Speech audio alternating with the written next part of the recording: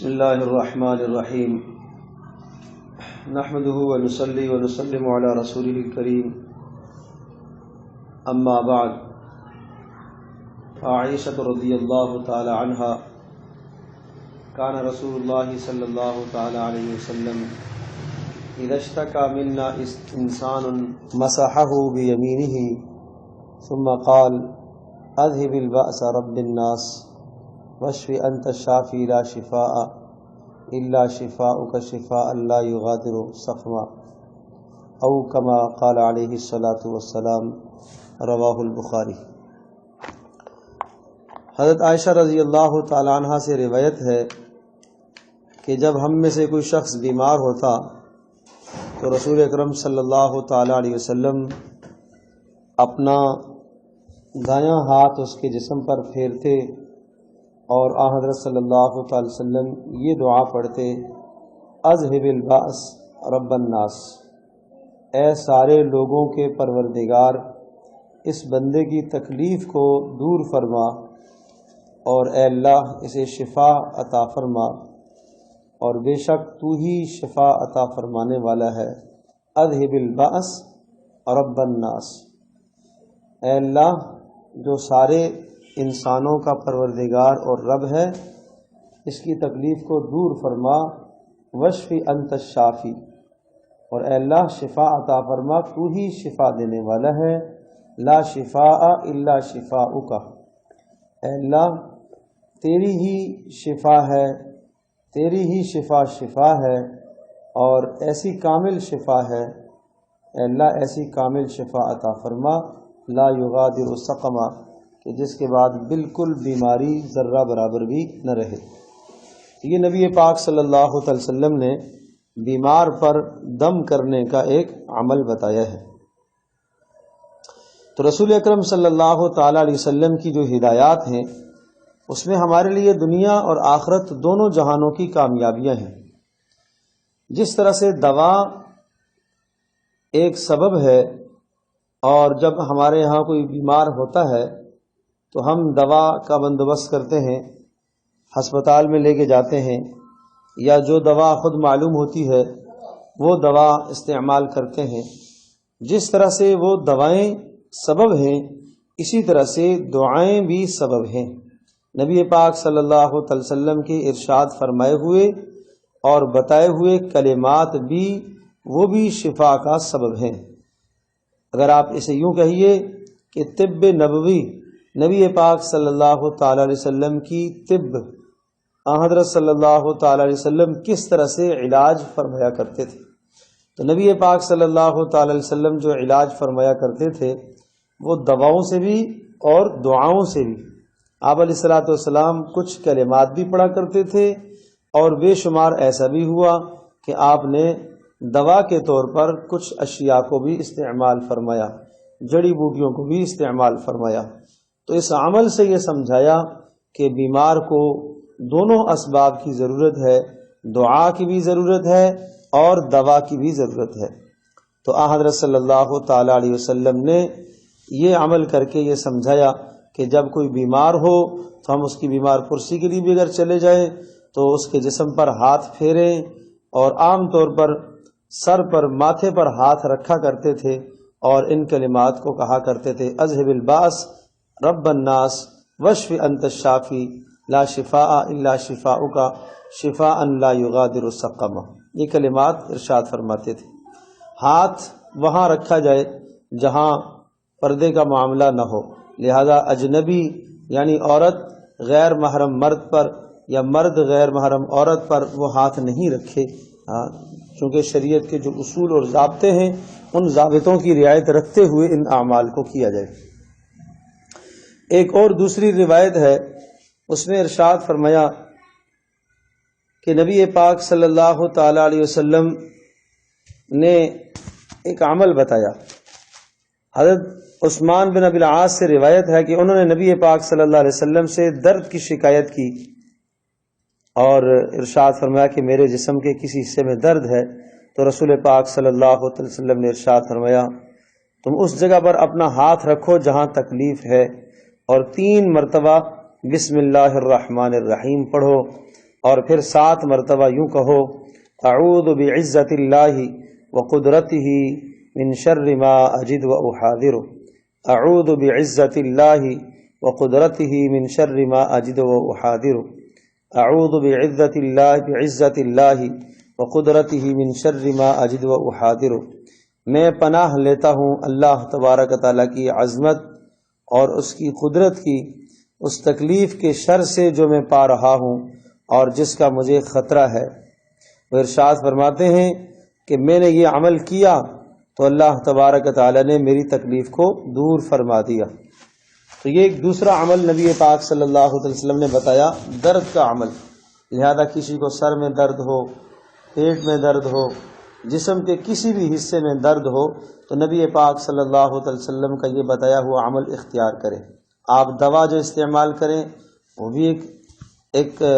اثر ہے، وہ بھی ایک سبب ہے، لیکن اس سے پہلے آپ یہ سبب اختیار کریں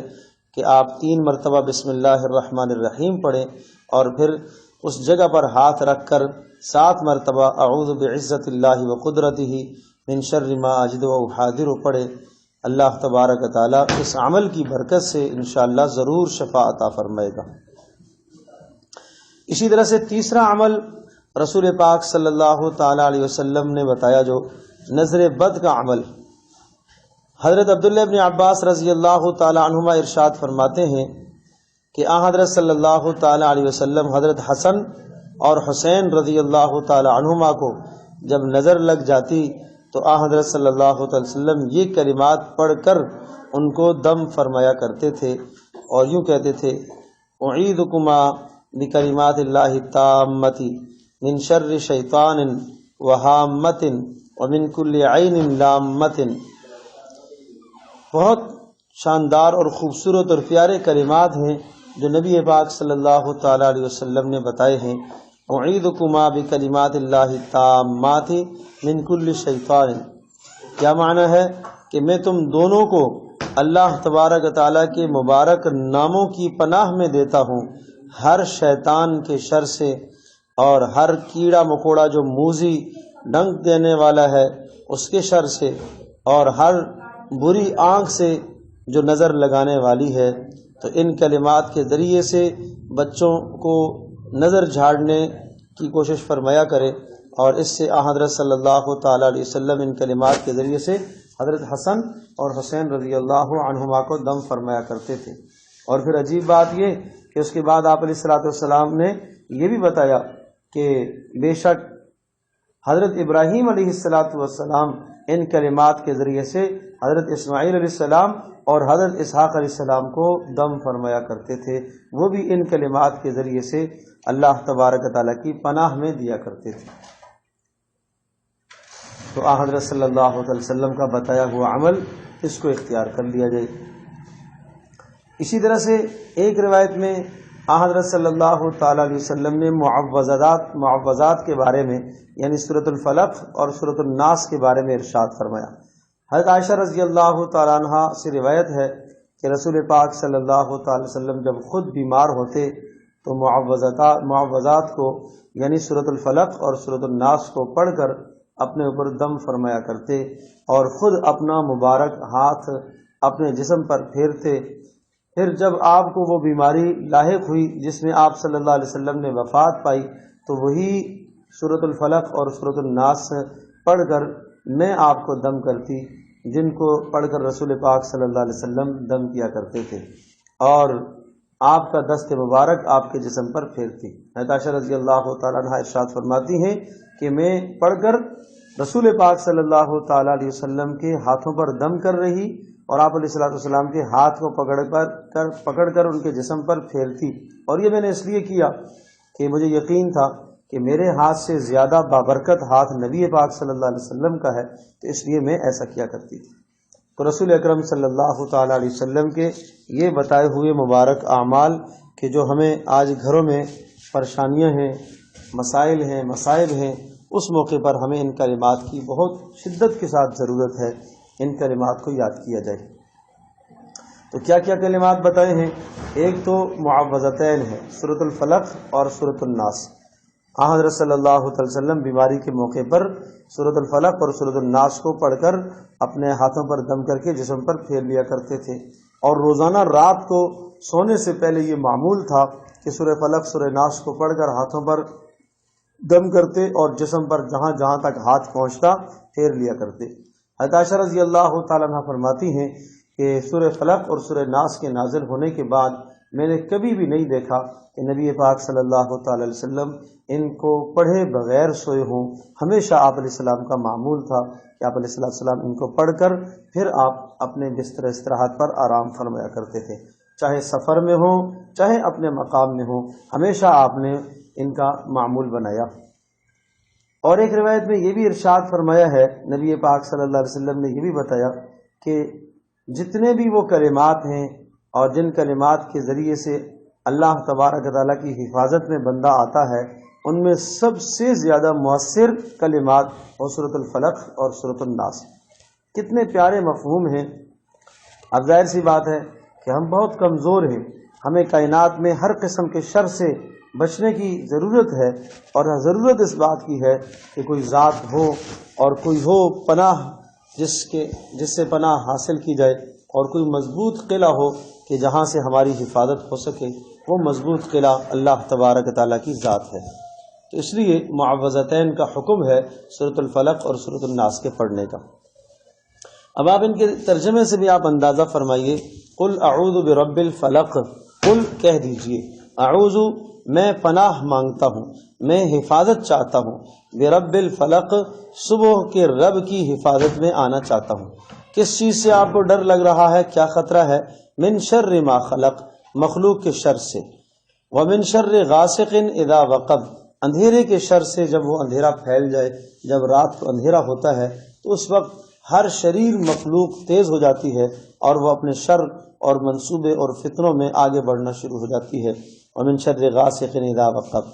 اور نمبر 3 ومن شر النفاثات فی العقد، اور گرہوں پر دم کرنے والیوں کے شر سے بھی اے اللہ میں پناہ چاہتا ہوں کہ جو گرہوں پر دم کرتے ہیں، جادو ٹونے کر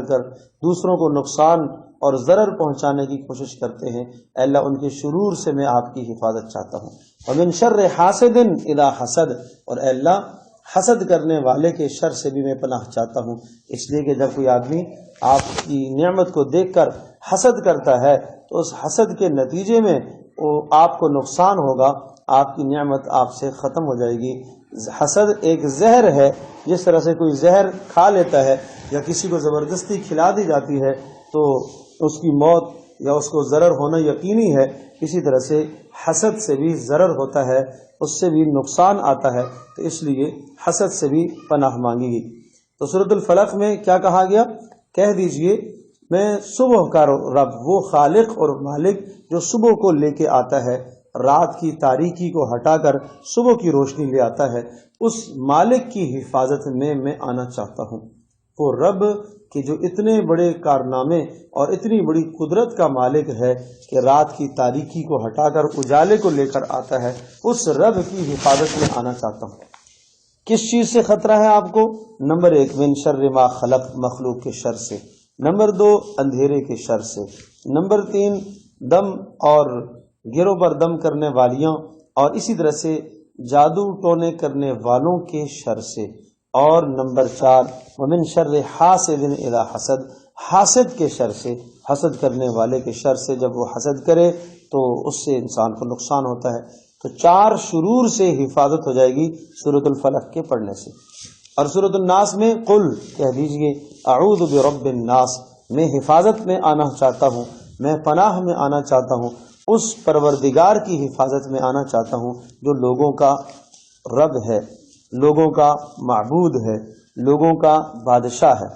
کس چیز سے ڈر لگتا ہے؟ کس چیز سے خطرہ ہے آپ کو؟ من شر الوسواس الخناس، وسوسہ ڈالنے والے کے شر سے جو وسوسہ ڈال کر پیچھے ہٹ جاتا ہے۔ اور یہ حقیقت میں سورۃ الناس میں جو شرور ہے وہ شرور ہے جو بالکل باطنی شرور ہے، جو بالکل نظر نہیں آتے، دلوں میں برے برے خیالات ڈالنا، وسوسے ڈالنا،